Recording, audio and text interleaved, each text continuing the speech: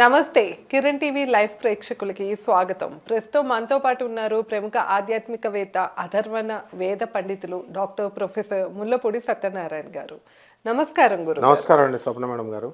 గురుగారు, మనం చేతబడి అనే పదాన్ని వింటూ ఉంటాం గురుగారు. నిజంగా ఈ కాలంలో కూడా చేతబడి అనేది చేస్తూ ఉంటారా? అలాంటి నెగిటివ్ ఎనర్జీస్ ఉంటాయా?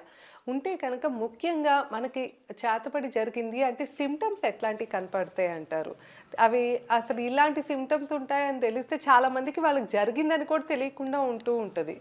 అలానే మీరు ఈ చేతబడి కానీ ఇట్లాంటివి జరిగినప్పుడు ఎంతో లక్షల్లో ఫీజులు పెట్టి పోగొట్టుకుంటా ఉంటారు. అలా కాకుండా మీరు ఇందాక మనం మాట్లాడినప్పుడు కేవలం మంత్రంతో పరిష్కారం ఉంటుంది అని తెలియజేశారు గురుగారు.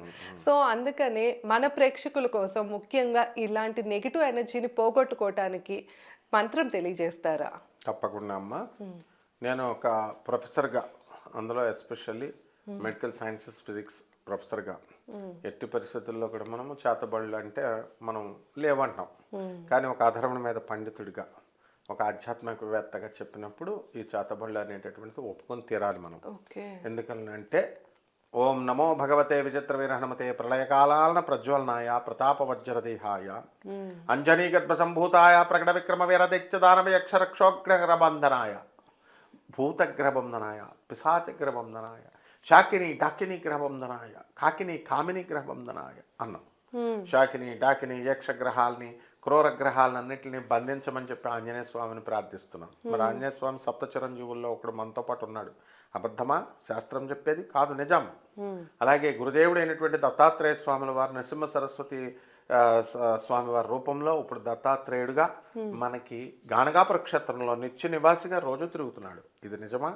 అబద్ధమా? అబద్ధం కాదు కదా, నిజమే. ప్రతిరోజు కూడా అక్కడ భిక్షకొస్తాడు. భూత ప్రేత పిశాచాలు చేతబడిలో పట్టుకున్నటువంటి వాళ్ళందరూ కూడా మనకి గాణగాపురం వస్తారు. ఆ స్తంభాల్లో ఏలాడుతూ ఉంటారు. వాళ్ళందరికీ కొంతకాలానికి నయమైపోయి ఇళ్ళకి వెళ్ళిపోవడం నా కళ్ళ ముందే చూశాను. వందల మంది నయమైపోవడం. స్తంభాలకు కట్టేస్తారు తప్పించోళ్ళలాగా. మనం పడుకున్న చోట అక్కడ భీమా అమర్జా నది సంగమంలో ఇప్పుడు కూడా ఉంటారు చూసేవాళ్ళు, చూసుకోవచ్చు. అయితే చేతబడులు ఉంటాయండి అంటే ఖచ్చితంగా మరి ఆధ్యాత్మిక మార్గంలో ఉంటాయి ఖచ్చితంగా. దీనికి కరౌలీ సర్కార్ అని చెప్పేసి కొన్ని చోట్ల ఉన్నారు యూపీలో. వీళ్ళంతా లక్షల్లో ఫీజులు వసూలు చేస్తారు. అస్సాం గౌహతికి దగ్గరలో మయనార్ అని చెప్పేసి ఒక ఊరు ఉంటుంది. అందులో అది మొత్తం ఊరు చేతబడులు నయం చేసేవాళ్ళు, చేతబడులు చేసేవాళ్ళే బ్యాచీలు. 80 గౌహతికి 80 కిలోమీటర్ల దూరంలో. అసలు ఎలాంటి సిమ్టమ్స్ ఉంటాయి గురుగారు? సిమ్టమ్స్ ఏంటంటే వీళ్ళకి తల తిరుగుతున్నట్టు, ఎవరో కల్లోకి వస్తున్నట్టు, పళ్ళు కొరుకుతూ ఉంటారు, తలుపులు తీసిన సౌండ్, కొన్ని శబ్దాలు దా దా అని వినబడతా ఉంటాయి, రక్తం కల్లోకి వస్తుంది, మాంసం ముద్దల కల్లోకి వస్తాయి. తర్వాత వీళ్ళల్లో వీళ్ళే మాట్లాడుకుంటూ ఉంటారు. తర్వాత కొన్ని రూపాలు కనబడుతున్నట్టు ఉంటాయి వీళ్ళకి. ఆ తర్వాత ప్రేత కళ, ముఖంలో కళ పోతుంది, జీవకళ పోతుంది. జీవకళకు పోయి ప్రేత కళలాగా మనం అంతా లాగేసినట్టు రోగాలు వచ్చేసి ఒక 10 రోజులు భోజనం చేయకపోతే ఏ విధంగా అయితే ఉంటుందో ఆ విధంగా అర్ధరాత్రి 12 గంటలకు కూడా ఆవిలింతలు వస్తూ ఉంటాయి. దీనికి సంబంధించి ఉదాహరణలు చెప్తే మన భక్తులకు బాగా అర్థమవుతుంది అనే ఉద్దేశంతో చెప్తున్నాం. మనకి తెలిసినటువంటి ఒక అమ్మాయి ఉంది, స్రవంతి రమాదేవి అని చెప్పేసి. దిల్సునార్ గుళ్ళ దగ్గర రమాదేవి అన్న అమ్మాయి ఇప్పుడు చాలా మందికి తెలుసు. లక్ష్మీదేవి గుడి దగ్గర, తర్వాత ఆ ప్రత్యంగిర అమ్మవారి గుడి దగ్గర లక్ష్మీ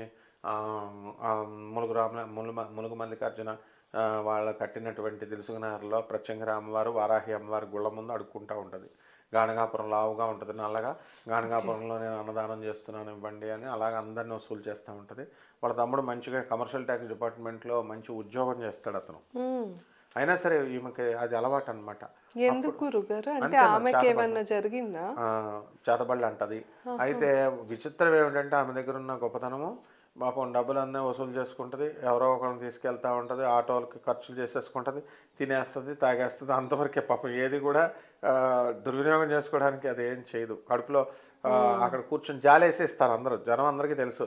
ఏమి గణగాపురం వెళ్ళి అన్నదానం చేయదు, ఇక్కడెక్కడే ఖర్చు పెట్టేసుకుంటుంది, అయినా సరే ఇస్తారు. సరే ఈ తిండి తింటది, అరిగిపోద్దట, వెంటనే అయిపోద్దంట. ఆ రాఘవేంద్ర జ్యోతిషాలయం అని అక్కడ ఒక పనికిమాలిన జ్యోతిషాలయం ఉంటే వాడికి 30,000 ఇచ్చింది. వద్దమ్మా వేస్ట్ గాడు వాళ్ళంతా అంటే అన్నా సరే ఇచ్చేస్తుంది. వాడు తీసుకుని బిల్డప్లు ఇచ్చి ఆ డబ్బులు దొబ్బేస్తాడు. ఇలా చాలా మంది దగ్గరికి వెళ్తుంది. ఒకతను ఆ దిల్సుఖ్ నగర్ ఏరియాలో ఒకడున్నాడు. అతను ఈమె వెళితే డబ్బులు తీసుకుని ఏమన్నాడంటే, నీలో 2 దెయ్యాలు ఉన్నాయి, ఒక ఆడదెయ్యం ఒక మగ దెయ్యం అని. అంటే నేనన్నా, మరి అయితే 2 కలిపి ఏం చేస్తున్నాయి, సంసారం చేస్తున్నాయా, పిల్ల దెయ్యం పుడుతుందా అంటే, అవును పుడుతుంది అంటది. ఈమె రమేష్ అనే ఒక వ్యక్తిని లవ్ చేసింది. వాడి మొహం చూసింది ఈ పిల్ల లేదు, ఈమె ముఖం చూసింది వాళ్ళు లేడు. సాయిబాబా గుళ్ళో సెక్యూరిటీ గార్డ్గా చేసేవాడంట తెలుసుకున్నారు సాయిబాబా గుళ్ళో. అప్పుడు ఈ అమ్మాయి గుడికి వెళ్తూ పరిచయం అంట. ఆ తర్వాత వాడు తిరుపతి వెళ్ళిపోయాడు అంటది, వాడు హాస్టల్ పెట్టాడు అంటది, మా అందరి పొరలో తినేసేది అందరికి. అంటే ఏంటి గురుగారు ఆమెకి చేతబడి జరిగిందా? జరిగిందట. ఎందుకు గురుగారు ఎందుకు చేస్తారు అసలు? ఎవరో శత్రువులు వాళ్ళ మేనత్త చేసిందంట ఆస్తుల కోసం. వీళ్ళ నాన్నకి రావాల్సిన ఆస్తి ఇల్లు వాళ్ళ మేనత్త చేసిందంటది. ఇలా అన్నప్పుడు మరి అయితే వెళ్ళి వీళ్ళు ఎవరు పిలుస్తున్నాడు కదా వెళ్ళి కలుగు అని మొత్తం అందరూ పాపం ఆంటీలు అంకుల్ అందరూ ప్రోత్సహించేవారు. ఈ అమ్మాయి వెళ్ళేది కాదు. నాలో ఉన్న దెయ్యం వెళ్ళనివ్వట్లేదు అది ఇది అంటే, వాడేం చెప్పాడంటే ఆ దొంగ జ్యోతిష్కుడు, నువ్వు పెళ్ళి అన్నప్పుడల్లా నీలో విజృంభిస్తుంది అది, ఆ లోన ఉన్న దెయ్యం మగ దెయ్యం, నువ్వు పెళ్ళి అన్న పదం అనకు అన్నాడంట. అనకుండా వాడితో లివింగ్ ఇన్ రిలేషన్లోకి వెళ్ళిపో అని చెప్పాడంట. పనికిమాలిన సలహాలు. పాపం ఆ పిల్ల అలాగే నమ్మితే ఆ పిల్ల దగ్గర గురుదేవుడైనటువంటి దత్తాత్రేయ స్వామి వారి యొక్క భక్తి ఆ అమ్మాయికి ఉంది. దానివల్ల వీళ్ళంతమంది ఎలా చెప్పినా కూడా ఆ పిల్ల ఒక్క మంచి పని చేసేది. డబ్బులు రాగానే గానగాపురం పోద్ది, ఒక 2-3 తీసుకెళ్తుంది. తీసుకెళ్ళి మమ్మల్ని కూడా చాలాసార్లు తీసుకెళ్ళింది. గ్రూప్ లాగా వెళ్ళేవాళ్ళం అనమాట. వెళ్ళి అక్కడ అబ్జర్వ్ చేసేవాడిని. బయట పడుకునేది ఆ గణపతి సచ్చిదానంద స్వామి ఆశ్రమంలో దిగుద్ది. అక్కడికి వెళ్ళి అక్కడి నుంచి దత్తాత్రేయ స్వామి దగ్గరికి వెళ్తుంది, తిరుగుద్ది. దానివల్ల మొత్తము ఆమె ఎన్నో సంవత్సరాలు వెళ్ళిపోయింది. ఈ రోజున ఆమె తగ్గిపోయింది. దత్తాత్రేయ స్వామి వారి యొక్క అనుగ్రహంతో రూపాయి కూడా ఖర్చు అవ్వకుండా ఆమె నేను ఇచ్చినటువంటి మంత్రం జపం చేసుకుంది. ఆమెకు వచ్చిన మంత్రాలు ఆమె చేసుకునేది. అమ్మ బుద్ధి వచ్చిందనమాట ఆమెకు. బయట మంత్రగాళ్ళు డబ్బులు దొబ్బేస్తున్నారు తప్ప పని జరగట్లేదని మనం ఇచ్చిన మంత్రం జపం చేసుకుంది. ఇప్పుడు గానగాపురం వెళ్ళి దత్తాత్రేయ స్వామి భీమా అమర్జానది సంగమం దగ్గర పడుకునేది. అలా నాకు తెలిసి దగ్గర 10 సంవత్సరాలు చేసింది. ఈ రోజున ఆమె పిల్ల మొత్తం ₹1 ఖర్చు లేకుండా మొత్తం చేతబడంతా తగ్గిపోయింది. అండ్ అపర కోటీశ్వరుడు పెళ్లి చేసుకున్నాడు ఆ అమ్మాయి. మరి అంటే ఎలాగైపోయింది అని అంటే, ఇప్పుడు ఆ స్వామివారి యొక్క పరిణతి వల్ల పెరిగిపోయింది. విష్ణు అని ఉన్నాడు అనమాట. అతను ఇప్పుడు దత్తాత్రేయ స్వామి వారి గుళ్ళో ఉంటాడు. కరీంనగర్ స్వామి గుళ్ళో చైర్మన్ అతను. ఈ యొక్క దత్తాత్రేయ స్వామి హత్నూరా అనే ఒక గుడి ఉంటుంది ఇక్కడే నరసాపురం దగ్గర, హత్నూరా దత్తాచలం దగ్గర. దానికి ఇన్ఛార్జిగా చేస్తాడు అతను చైర్మన్గా. కరీంనగర్ వేములవాడ రాజరాజేశ్వరి స్వామి గుడి దగ్గర పడుకునేవాడు. అక్కడ కూడా కొన్ని ఏవో చేసుకుంటూ వ్యాపారాలు. టైలర్గా ఉండేటటువంటి వాడు. వీళ్ళు ఆ కోటీశ్వరుడు అయిపోయాడు. అతను కూడా ఈ దత్తాత్రేయ స్వామి గుళ్ళు చుట్టూ తిరుగుతూ ఆ విధంగా ఈ మంత్రాన్ని చెప్తాను. ఈమె కూడా కోటీశ్వరాలు అయిపోయింది. వీళ్ళిద్దరూ చేసిన మంత్రం ప్రభావం.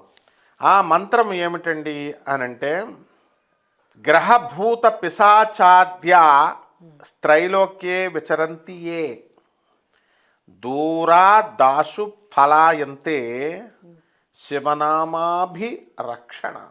అంటే అన్ని పారిపోతాయి అని. గ్రహభూత, రెండోసారి చెప్తున్నాను, గ్రహభూత పిశాచాధ్య స్త్రైలోక్యే విచరంతియే దురాదాశు పలాయంతే శివనామాభిరక్షణాత్.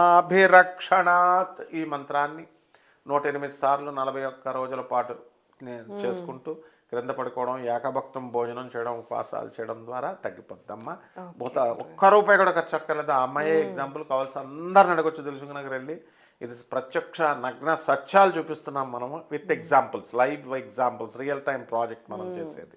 తగ్గిపోయింది. అలా మా అందరూ ఉపయోగించుకోవచ్చు. సో విన్నారు కదా, గురుగారు చెప్పిన ఈ మంత్రాన్ని కనుక రోజుకి 108 సార్లు, అలాగే 41 రోజులు ఏకపూట భోజనం చేస్తూ కింద పడుకోవాలండి. ఇట్లా కనుక సాధనలాగా చేసుకుంటే మంత్ర జపాన్ని మీకు తప్పకుండా ఎలాంటి చేతపడి కానీ, ఎలాంటి నెగిటివ్ ఎనర్జీ ఉంది అన్న అనుమానం ఉన్నా కూడా తప్పకుండా నివృత్తి జరుగుతుంది. ఇంకా మీరు ఎలాంటి సమస్యతో ఇబ్బంది పడుతున్నా గురుగారిని సంప్రదించాలి అంటే కింద స్క్రోల్ అవుతున్న నెంబర్కి కాంటాక్ట్ అవ్వచ్చు. ధన్యవాదాలు. నమస్కారం. నమస్కారం అమ్మా.